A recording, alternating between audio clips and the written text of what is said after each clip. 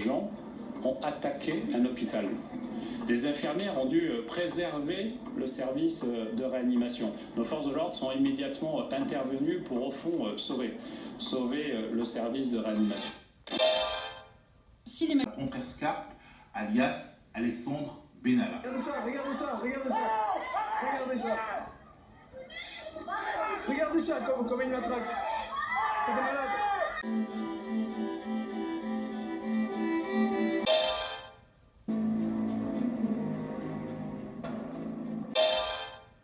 sont entrés dans l'enceinte de l'hôpital, ce n'était pas pour l'attaquer de leur volonté, mais plutôt pour fuir les gaz lacrymogènes et une tension qui était alors très forte dans le cortège du 1er mai. Des retraites, loi travail XXL, et là maintenant avec son état d'urgence sanitaire, en fait on nous attrape, on nous réprime, c'est un confinement autoritaire, on a des plans de sauvetage de 100 milliards d'euros pour les entreprises et on n'a rien pour les travailleurs qui sont en première ligne. C'est ta solidarité et ton gouvernement en fait qui vote des ordonnances où on nous dit qu'on va pouvoir travailler plus de 60 heures par semaine, où on nous dit qu'on va réduire les congés payés, après il vient nous parler de... Volonté forte, retrouver dès que possible les 1er mai joyeux, chamailleurs parfois, qui font notre nation.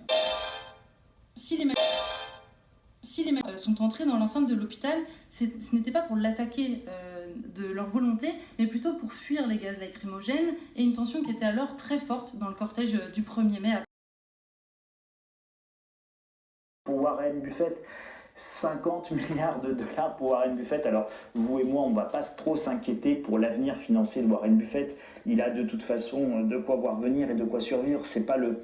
On comprend bien, en fait, les mesures de confinement les plus drastiques, vous les prenez aujourd'hui et quand on basculera dans le stade 3, il y en aura moins, c'est ça? Exactement, c'est tout à fait la progression qui, je comprends, est contre-intuitive pour tout le monde. La France semble ainsi faire partie des quelques pays qui ont délibérément tardé à agir.